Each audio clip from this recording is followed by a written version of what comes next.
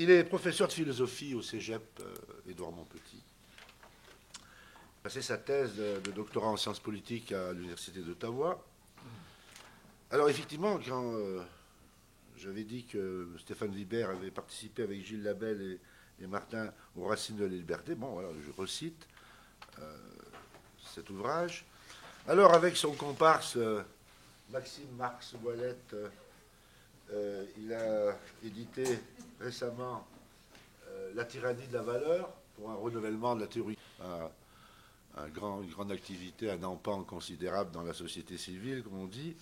On va résumer en disant qu'il s'intéresse, rien de ce qui est politique ne lui est étranger. Et de là-dessus, Monsieur Martin, je vous passe la parole. Merci, Jacques.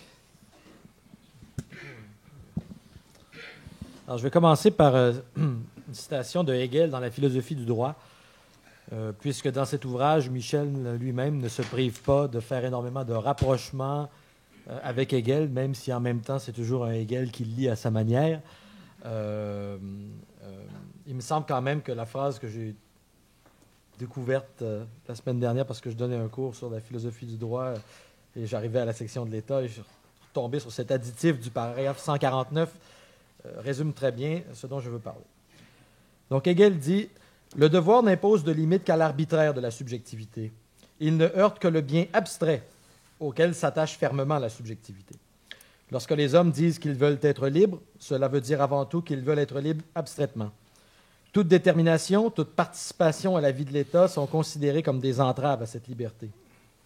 Le devoir n'est pourtant pas une limitation de la liberté, mais seulement une limitation de l'abstraction de la liberté, c'est-à-dire de l'absence de liberté. Par le devoir, nous pouvons atteindre l'être, acquérir la liberté affirmative. » Alors, il me semble que ça résume assez bien le propos de cet ouvrage. Je pourrais m'arrêter là, mais je vais quand même développer un peu plus. Dire des choses que Stéphane a déjà très bien montrées, mais comme disait Michel, une fois m'avait dit ça, Michel Freytag, il disait « Le problème avec les choses qui sont vraies, c'est qu'il faut toujours les répéter. » Donc, je vais essayer de répéter un peu ce qu'a dit Stéphane de manière différente. C'est un livre, bien sûr, où on critique la conception libérale de la liberté, mais moi, ce que je voudrais souligner, c'est la revalorisation qui est faite de la tradition humaniste et républicaine. Une tradition qui, encore une fois, est revue et corrigée, tout comme Hegel est revu et corrigé, à partir d'une dialectique beaucoup plus sensible à l'ancrage de l'être humain dans l'animalité, le sensible, une dialectique, on pourrait dire, ontogénétique, sensible à la fragilité des formes, à la contingence du devenir. Et toute cette dialectique aboutit par un projet de repenser l'humanisme républicain, mais à une autre échelle, qui n'est pas celle seulement des nations, mais à une échelle mondiale, pour contrer la globalisation systémique capitaliste dont Freytag nous dit clairement qu'elle est en train, à très court terme, de détruire le monde. Okay? Donc, il faut trouver une alternative politique mondiale. Alors, le sous-titre de l'ouvrage est clair, c'est une critique du libéralisme, non pas seulement une critique de la conception libérale de la liberté, mais je voudrais insister sur le fait que c'est aussi une critique de la conception de l'émancipation que nous allons adopter dans la modernité. Émancipation dont l'ami Jean Violac nous rappelle qu'il vient du latin ex manu capere, qui veut dire arracher des mains. Et donc, l'émancipation, ça peut aussi dire perdre quelque chose comme un monde, hein, dans le sens de Frank Fischbach, qui parle de la privation de monde. On peut s'émanciper à tel point qu'on en vient à perdre de vue complètement le fait qu'on appartient à un monde. Et c'est cette conception de l'émancipation comme arrachement de l'individu à l'égard non seulement de l'ordre ancien, mais à l'égard de toute contrainte verticale, qu'elle soit culturelle, symbolique, politique, institutionnelle, cet arrachement qui est critiqué par Freytag.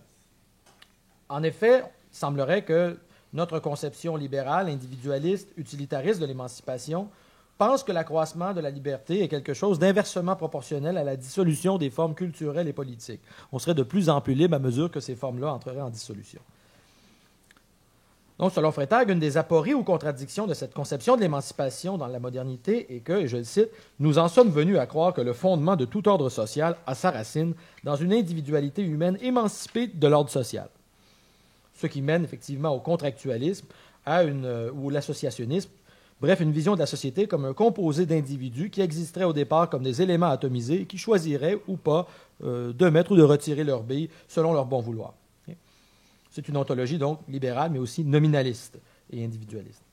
Dans le capitalisme, cette liberté individuelle, libérale, émancipée va se confondre, dit Freytag, avec l'usage de la propriété privée. C'est donc celle d'un sujet propriétaire qui se manifeste aussi comme déresponsabilisation de cette même propriété à l'égard de la société et des formes qui permettent la reproduction de la société. Donc le sujet émancipé et propriétaire est aussi un irresponsable. Au nom de cette même liberté, nous en sommes ainsi aboutis, dit Freytag, à une autonomisation de l'économie, elle-même libérée de toute régulation normative, qui vient menacer l'existence de la liberté, de l'être humain, de la culture, des institutions, de la société et de la nature. Alors, il faut bien comprendre que cette attaque que fait Freytag sur la conception nominaliste de la liberté vise bien sûr la représentation du sujet propriétaire du capitalisme. Mais il faudrait aussi souligner que la conception, je dirais, une certaine conception de gauche de la liberté, représentée dans certains types de marxisme et aussi dans certains types d'anarchisme anti-institutionnel, se trouve aussi éclaboussée, je dirais, par cette critique. Une critique de gauche qui a l'impression, et je cite Freytag, qu'il suffit de perfectionner la critique radicale des institutions du passé et de la concrétiser dans la continuation des Lumières, fin de citation, pour arriver enfin à une libre association d'individus émancipés comme libération des gens à l'égard de tout ce qui les contraint socialement. Donc, une conception de la liberté qui dirait la modernité n'est juste pas allée assez loin. Donc, ce que la gauche devrait faire, ce serait parachever l'affaire et aller plus loin que le libéralisme qui s'est arrêté en chemin. Je note ici, entre parenthèses, que certains marxismes, je donne l'exemple de celui de Maximilien Rubel, qui fait de Marx pratiquement un anarchiste, en fait, ouvertement, dit Marx est un anarchiste, tombe totalement dans cette catégorie.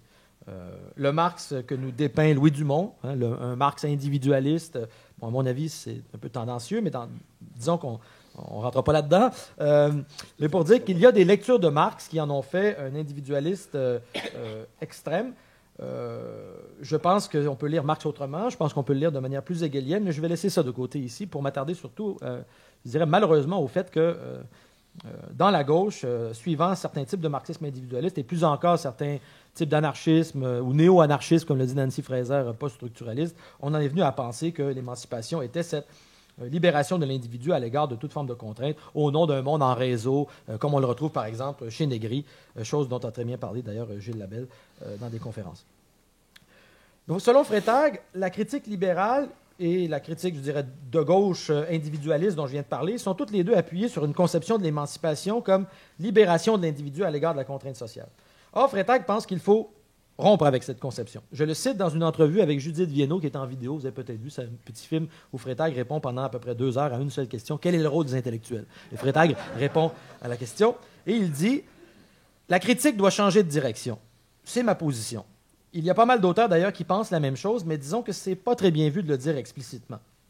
Ce qui est menacé par le développement des sociétés issues du capitalisme, c'est la nature humaine de l'être humain, la nature sociale de l'être social, c'est la nature historique de l'être historique. Le point de focalisation de la critique ne devrait plus être une émancipation par rapport aux formes du passé, mais plutôt devrait viser une recréation réfléchie et critique des formes qui appartiennent aux conditions existentielles d'être un être humain complet dans la vie. » Fin de citation. La liberté libérale dans l'histoire a prétendu libérer l'individu, mais on sait bien que le capitalisme a créé ce que Hegel appelait la plèbe, die Pöbel, une masse de gens qui vivent dans un tel dénuement qu'ils ne peuvent même pas être des personnes ou des sujets de droit, tant est grande leur détresse, classe qui, on le sait, prendra chez Marx le nom du prolétariat. Contre cela, une certaine critique de gauche cherchera à réaliser pour tous la promesse du libéralisme en revendiquant la concrétisation des idéaux de liberté, égalité, fraternité, contre la liberté strictement formelle ou n'existant que sur papier des démocraties bourgeoises. Bref, la liberté libérale pour tous, ça pourrait être le slogan. On peut penser donc qu'il y a eu une certaine division du travail dans l'histoire, c'est-à-dire que la bourgeoisie qui prétextait construire la démocratie s'est en fait surtout concentrée sur l'institution du libéralisme économique. Comme le dit Gilles Labelle dans un texte, la bourgeoisie s'est concentrée sur la production de l'objet abstrait qui est la marchandise, alors que dans la division du travail, c'est à la gauche qu'est revenue la tâche de parachever le libéralisme politique et culturel inaccompli cette fois, sous forme de la production d'une subjectivité abstraite. Et donc, division du travail, où la droite, comme le dit Gilles Labelle, s'occupe de produire le monde de la marchandise et le monde du marché, alors que la gauche, elle, s'occupe de produire le sujet délié et abstrait. On peut donc dire que dans la modernité, l'émancipation a principalement été comprise comme une réalisation de la libération de l'individu à l'égard de la société, de la tradition, des institutions, la gauche la plus libertaire pensant ensuite qu'une harmonie communautaire purement horizontale et spontanée pourrait naître par la discussion démocratique libre, alors que chez Hayek et ses partisans, c'est la catalaxie du marché qui ferait le travail. Mais dans tous les cas, il n'y a pas d'institution du politique liée autour d'une conception substantielle de la vie bonne qui puisse tenir. Il n'y a, comme le disait Stéphane, que le marché et le droit et plus de politique. Bon. Cette même conception de la liberté est encore aujourd'hui, bien sûr, au fondement du néolibéralisme de droite, individualisme et libre-échangiste, mais elle est aussi au fondement de ce que j'appellerais le néolibéralisme de gauche. Je donne un seul exemple, celui de Geoffroy de la Gannerie en France, qu'un ami appelait récemment Geoffroy de la Grande Annerie. Geoffroy de la Gannerie en France, qui prétend à la suite du vieux Foucault que le néolibéralisme a en fait des aspects émancipateurs parce qu'il permet quand même à l'individu, toujours pensé comme une donnée naturelle, de mener sa vie comme il l'entend. Et donc, c'est quand même pas si mal le néolibéralisme parce qu'on peut mener notre vie comme on l'entend. Bon. Or, ces individualismes et ces libéralismes, qu'ils soient de droite ou de gauche, ont pour point commun d'oublier que l'être humain ne peut être libre qu'en appartenant à une communauté, qu'en ayant une formation culturelle, une éducation qui plonge ses racines dans la tradition et permet de le faire entrer dans une dimension symbolique, qu'il n'y a pas de culture universelle, pas de langue universelle, et donc qu'il ne peut y avoir de liberté qu'enracinée dans un ordre synthétique a priori, la société, lui-même formé d'un ensemble de médiations culturelles, symboliques, politico-institutionnelles. Bref, on ne peut pas appartenir immédiatement à l'humanité, qu'on le veuille ou non, selon Freitag. Dans la modernité, la tendance libérale, individualiste, utilitariste, elle ne s'est pas imposée comme ça sans rencontrer d'obstacles. Elle a trouvé sur son chemin, comme le dit Freitag dans le livre, deux autres tendances qui s'opposaient à elle, en grande partie en tout cas, et qui étaient elles-mêmes complémentaires, la tendance humaniste et la tendance républicaine. La position libérale se réclame d'un universalisme formel, abstrait, cosmopolite, Stéphane en a bien parlé. La position humaniste républicaine, elle, se réclame plutôt, dit Freitag, d'un universalisme concret ancré dans l'histoire, répondant encore au concept d'universum qui était resté au cœur de la pensée et de la sensibilité dans la Renaissance. L'universalisme concret n'est pas fondé sur la seule liberté individuelle, mais sur une idée du koinon, du commun, comme chez les Grecs. C'est cette conception du commun comme droit de l'objectivité, dirait Hegel, qui est aujourd'hui battue en brèche et qu'il est mal vu de défendre explicitement, comme le disait Freitag tantôt, c'est mal vu de défendre ça explicitement, tant on risque de passer pour un méchant conservateur, aux yeux tant des néolibéraux de gauche que de droite, et l'on sait aujourd'hui que le camp du bien et du progrès, dès lors qu'il est en face d'un discours jugé réactionnaire parce qu'il s'oppose à la liberté abstraite, se donne sur lui tous les droits, incluant celui de le réduire staliniennement au silence par la force ou la calomnie. Dans l'abîme de la liberté où nous vivons, nous assistons au déploiement unilatéral, dit Freitag, du moment négatif, moment où s'interrompt la dialectique, où le seul moment du négatif et de la négation des formes est érigé en camp de la vérité, braqué contre les formes symboliques et institutionnelles qui incarnent cet ordre ancien contre lequel la particularité subjective devrait conquérir sa liberté. Et cette négativité sans limite nous amène, dit Freitag, au triomphe d'un monde sans esprit, celui de la société civile, régie uniquement par des intérêts. Tandis que le lieu occupé chez Hegel par l'État, le lieu de la respublica ou de la puissance publique, est quant à lui laissé vide. Vide qui laisse en retour toute la place à l'objectivation de la liberté et de la volonté dans les systèmes, les machines, l'économie, la communication et tous ces machins dans lesquels nous nous déchargeons, Entlastung, nous nous déchargeons de nos anciennes facultés de penser et de juger, comme le disait Arnold Gehlen, cité par Freitag. Pour notre époque, qu'est-ce que c'est la démocratie? C'est simplement l'approfondissement à travers cet exercice de la négativité, de la liberté des individus particuliers. C'est pourquoi la justice a priorité sur toute idée du bien, et c'est pourquoi Rawls est hégémonique contre Aristote ou Hegel délaissé et abandonné. Enterré vivant, comme le disait Freitag dans un texte. Plus d'autorité n'est admissible, plus de définition de la vie bonne n'est admissible. Il y a seulement un compromis entre des individus toujours variables, toujours hybrides, toujours fluctuants, et ceux qui osent critiquer ce consensus, comme le dit Freitag en parlant de Rorty, seront considérés comme des déments et des fous bons à être enfermés. Ainsi, la conception libérale de la liberté s'auto-justifie de manière immédiate comme intuition, et l'individu qu'elle façonne se méfie intuitivement de tout discours ou de toute norme qui viendrait contredire son sentiment immédiat de liberté. Mais Hegel nous avait déjà prévenu du grave danger de fonder la liberté sur le seul sentiment, notamment dans la préface du même ouvrage, c'est-à-dire la philosophie du droit.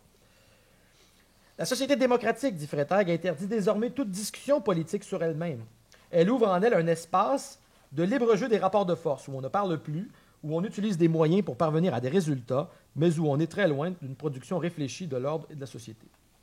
Dans ce rapport de force, la conception humaniste et républicaine, déjà morte sans doute le jour où on a assassiné Jaurès, n'a pas le droit de citer, sinon comme résidu de tradition à combattre pour libérer encore davantage les particuliers. Du reste, comme en témoigne le naufrage de l'université, non seulement le livre, mais le phénomène dans lequel nous vivons, non seulement le naufrage de l'université, mais aussi le démantèlement de la souveraineté politique, il ne semble plus y avoir de place pour la culture humaniste, ni pour la souveraineté de la Respublica, ni dans la globalisation systémique, ni dans le sans-frontiérisme de la gauche en réseau, Ce sont des thèmes qui sont abandonnés, je dirais, à la droite conservatrice, qui est la seule à en parler. Dans ce monde, la réalité se dirait immédiatement telle qu'elle est. Elle devrait être acceptée sans distance et sans autre justification que parce qu'elle est la simple expression de soi d'un individu. Okay? Ça, c'est une citation de Freytag. La monstration de ce qui existe ne se distingue plus d'une démonstration de force. Le discours critique lui-même, dit encore Freytag, ne devient qu'un simple doublage verbal de la réalité dominante qui se contente de faire écho à la situation. Contre cela, pourtant, et même si cela est interdit par la religion libérale de gauche comme de droite, Freytag affirme que la critique doit changer de direction. Pour reconnaître que l'individu est lié, de par le procès de son ontogénèse, à un universum concret différencié dans lequel prend racine sa liberté. Cette liberté s'enracine à la fois dans une sensibilité d'origine animale qui nous lie déjà à l'ensemble du vivant et du cosmos, chose que l'on savait chez les Grecs. Freytag parle notamment du concept d'ergazastai, la participation respectueuse à la nature et au cosmos. Chose que l'on savait aussi dans l'humanisme de la Renaissance, mais que nous avons oublié et que cherche à nous rappeler Michel. C'est une liberté qui cherche aussi à nous lier aux autres dans une structure symbolique des institutions, une société déterminée, laquelle médiatise notre rapport à ce qu'on pourrait appeler notre être générique ou à l'humanitude, chose totalement opposée à l'ontologie nominaliste individuelle dominante. Comme l'avait bien vu Hubert Aquin dans La fatigue culturelle du Canada français, parce qu'on l'a relu récemment, notamment avec Gilles Labelle et d'autres, dans la réponse qu'il offrait à Trudeau, Hubert Aquin disait que l'individu ne peut pas être immédiatement libre et appartenir immédiatement à l'universel de l'humanité ni au prolétariat international, comme le prétendent à la fois le libéralisme ou l'internationalisme abstrait cosmopolite libéral libertaire. L'individu tient sa liberté pour Aquin du fait qu'il appartient à ce qu'il appelait une culture globale, c'est-à-dire une culture épanouie, dotée d'institutions permettant sa reproduction comme totalité. J'imagine que ça aurait été le sens de ce qu'aurait été la République du Québec si, pour parler comme Hegel, notre liberté n'était pas morte de la peur de mourir, et s'il ne circulait pas partout maintenant un nomadisme déconstructionniste qui, dit Freytag, jette les anciennes constructions du passé aux poubelles comme des scories, et qui ne vit plus nulle part, là c'est moi qui parle, sauf dans le virtuel de Facebook et dans une certaine gauche universitaire pour qui l'humanisme et le républicanisme sont des thèmes de droite achetés aux poubelles. Or, Freytag affirme que le sujet ne peut s'émanciper de tous ses ancrages particuliers sans se dépouiller de son humanité intime. Le projet humaniste ne visait pas à déraciner les sujets de tout ancrage. Il visait au contraire à élargir l'ancrage à travers une intercompréhension des différentes formes socio-symboliques, des différents universels concrets dans un grand universum ou pluriversum, comme disait Stéphane tantôt. Mais c'est plutôt l'universel abstrait de la liberté libérale qui l'a emporté et qui détruit actuellement le monde, poussé par tous les néolibéralismes, qu'ils soient de gauche ou de droite.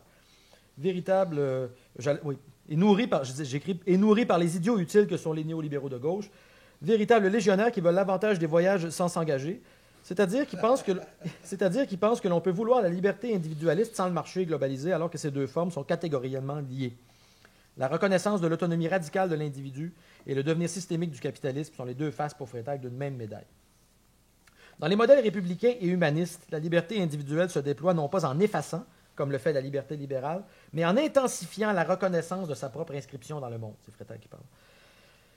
La philosophie hegelienne à laquelle se réfère explicitement Freytag est l'une des meilleures expressions de cette dialectique entre liberté et médiation. Ce qu'il y a d'universel en l'humain n'est pas pour Freytag l'appartenance immédiate de l'individu à l'universel abstrait, mais une liberté positive, concrète et substantielle, telle qu'elle a été ressaisie en éducation dans les humanités, éducation humaniste qui était au centre de la conception républicaine de la liberté et de l'État moderne. Il faut donc, contre le pôle individualiste qui semble avoir emporté contre le modèle républicain et humaniste, c'est citation encore, revoir de manière critique toute l'ontologie moderne qui a fait du moment de synthèse une capacité transcendantale exclusive du sujet individuel, réduisant le monde naturel puis le monde social lui-même à une pure empiricité. C'est quand même ambitieux. Revoir, comme disait Georges Leroux hier, toute l'ontologie moderne. Ce n'est pas une mince chose. Freytag pense que ceci peut être fait en sauvant la dialectique hegelienne, mais en retranchant la marche nécessaire ou automatique vers l'absolu, ce qui ferait de sa démarche ce qu'on pourrait appeler un hegelianisme fragile, ou comme il le dit lui-même, une ontologie réaliste d'un monde contingent. L'être humain, pour Freytag, est un être de la nature, un être vivant, un être social, et sa liberté doit reconnaître son appartenance ontologique, l'inscription dans son genre, son génos, comme produit d'une dialectique ontogénétique pensée sur le modèle lamarckien de la transmission des caractères acquis.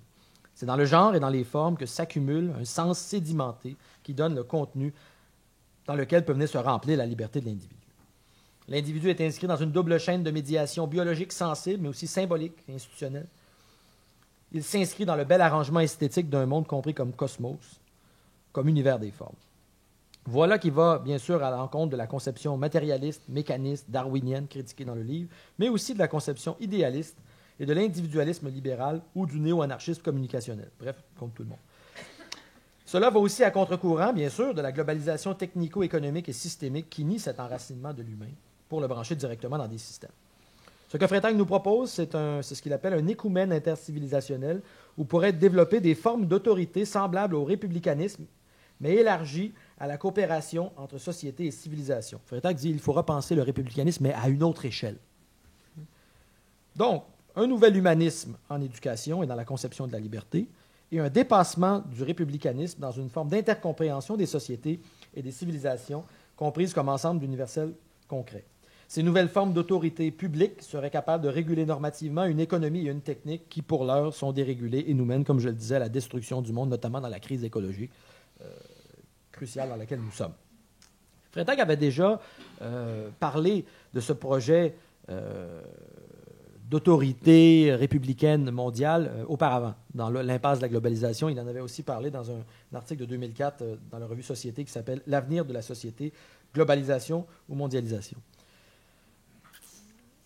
Il nous disait, au niveau infra-étatique, nous avons une capacité de reconnaître l'existence de minorités au sein d'une même nation, mais nous avons plutôt de la difficulté au niveau international à faire la même chose, c'est-à-dire créer des instances qui seraient capables de reconnaître à la fois les souverainetés locales, mais en même temps de créer une instance politique qui serait capable de les réunir.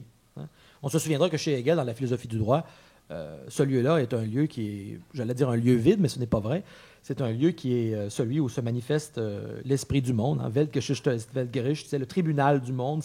C'est à travers la guerre et l'affrontement des États que la rationalité, par une ruse de la raison qui nous échappe, finit par s'incarner par la succession des différents peuples et des États. Mais il n'y a pas d'institution explicite du politique comme le souhaite Freytag. Alors on pourrait dire que Freytag, contrairement à Hegel ici, ne fait pas confiance au processus, je dirais, automatique par lequel les différentes guerres entre les différents empires ou sociétés doivent mener vers une rationalisation. C'est une chose qui doit faire pour lui l'objet d'une prise en charge réfléchie, et c'est pour ça qu'il met à la place de cette espèce d'anarchie de l'ordre international ou de la guerre une institution politique explicite, qui se poserait au niveau transnational ou supranational. Puisque pour le moment, ce qui circule, ce sont des discours qui appellent à renforcer la société civile, chose que critique énormément Freytag, puisque c'est précisément de la société civile qu'émergent notamment les corporations, qui actuellement sont les véritables citoyens de cet ordre transnational. Et donc, on ne peut pas simplement partir de la société civile ou du renforcement de la société civile. Selon lui, il faut une nouvelle forme, attention au mot, d'impérialité, mais au sens où les empires dans le passé étaient capables de ménager à l'intérieur d'eux-mêmes une grande reconnaissance et une grande autonomie pour la diversité des cultures. Ce dont il s'agit, au fond, c'est une forme de monde commun, public et politique, agrandi au niveau mondial, appuyé non pas sur les individus, dont on a déjà dit ici qu'ils ne pouvaient pas se rapporter immédiatement à l'universel, mais plutôt sur les corps sociaux déjà constitués selon leur histoire, c'est-à-dire sur les sociétés. Freytag prend bien le soin de nous dire qu'il n'est pas certain de la forme que ceci devrait prendre. Il évoque l'ONU, mais une ONU bien sûr énormément modifiée. Il évoque la possibilité d'une institution politique qui aurait quand même une capacité d'action, mais sur certains problèmes seulement. Des problèmes cruciaux pour la survie de l'humanité, notamment l'écologie. On voit qu'actuellement, l'incapacité de s'entendre sur ces questions et l'inaction des gouvernements nous mène tout droit vers le gouffre. Donc, on comprend que dans l'urgence, Freytag cherche une manière de dépasser l'espèce d'ordre clausewittien par lequel il n'y a rien au-dessus des États, et à cause de ça, on est laissé dans l'inaction.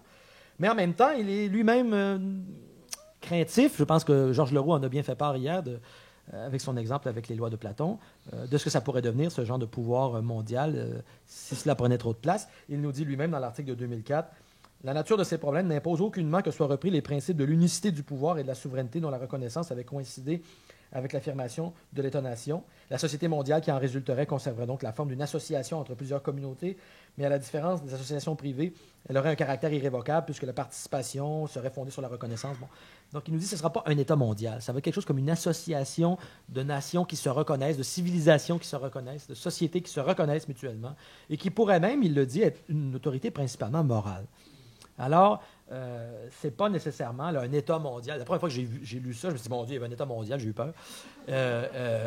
Mais quand on prend la peine, et je suis allé le relire après l'intervention de Georges Leroux hier, qui posait cette question, et je pense que ce que Freytag essaie de faire, c'est d'éviter de laisser actuellement à la dérive, comme on le fait, les grands problèmes de l'humanité. Alors, comment ça fonctionnerait? D'abord, ce ne serait pas une superpuissance comme aujourd'hui les États-Unis ou éventuellement la Chine.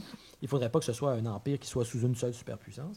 Il faudrait qu'il y ait des niveaux différents d'intégration dans lesquels il y aurait de la place pour les différentes entités culturelles, qui auraient donc un degré d'autonomie à l'intérieur de ça.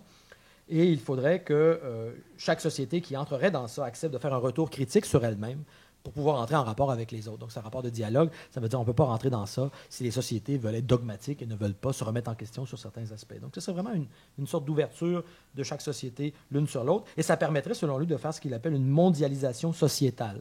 Okay? Qui serait pas du tout la mondialisation capitaliste à laquelle on assiste actuellement, mais qui serait une mondialisation des sociétés en tant qu'elles se reconnaissent comme sociétés. Parce qu'au fond, c'est de cela dont il s'agit au fond.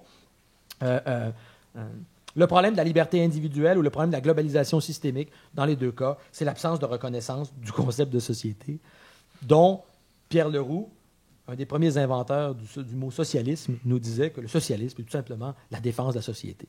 Et donc Freytag, dans ce sens-là, c'est un socialiste. Mais évidemment, pas au sens marxiste-léniniste du terme, quoiqu'il y a des grandes influences de Marx chez Freytag, mais au sens de la défense de la société. Freytag nous dit dans le livre que la défense de la société est associée historiquement au conservatisme et au républicanisme, et qu'elle est contestée dès le départ par une tradition individualiste, libérale, nominaliste. Ça n'a pas commencé hier, au fond. Hein.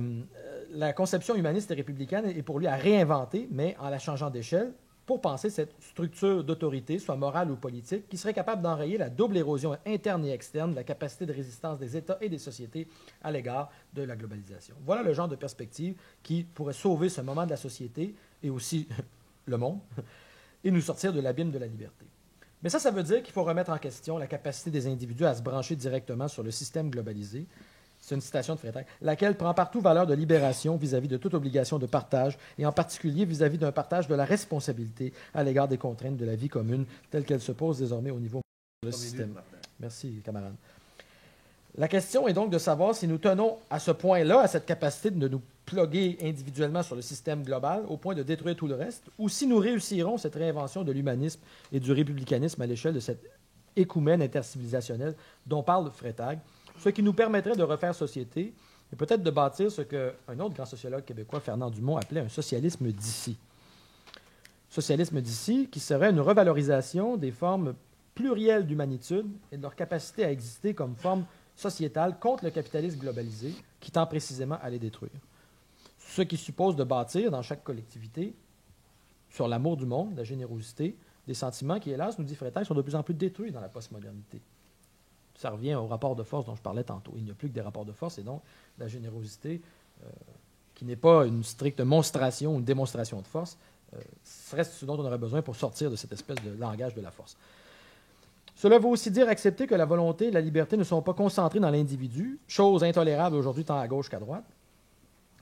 Si je critique ici la gauche et la droite, il faut quand même dire que c'est au nom de ce que peut être véritablement le socialisme, qui à ses origines n'était pas libéral, comme l'a bien montré Jean-Claude Michéa, et comme le montre, me semble-t-il, Freytag, au sens de défense de la société. Freytag dit « C'est au nom du principe de solidarité et de participation qui fonde en même temps la communauté politique et de son ordre sociétal positif qu'il travaille, et contre la dissolution de la souveraineté politique. » Donc voilà ce que j'appellerais moi un socialisme d'ici, en prenant le mot de Fernand Dumont. Il me semble que Freytag, au fond, ce dont il nous parle, c'est à la fois de se libérer d'un capitalisme qui dépossède les peuples, et en même temps de revaloriser le moment de la société, contre les définitions économicistes du socialisme, la réappropriation symbolique et politique. Ça me semble une meilleure définition. Je termine, Jacques, je te rassure, je termine avec simplement une citation de Freytag. Il se pourrait qu'il fasse reconnaître maintenant que la société construite à partir du moment critique individuel n'est pas parvenue à transcender substantiellement et donc existentiellement la sagesse des primitifs, ni la richesse des traditions, et que c'est à son tour de se mettre aussi à l'école et à l'écoute de toutes les formes sociales prémodernes qui ont façonné l'humanité et occupé la Terre depuis si longtemps sans la détruire. Il faudrait donc reconnaître qu'il s'agit maintenant de rechercher une synthèse des deux, c'est-à-dire de notre société et des anciennes, et si c'est possible de s'engager dans cette recherche de part et d'autre, puisque le monde formé par les traditions n'a pas encore disparu à ce moment même où c'est la modernité qui chancelle.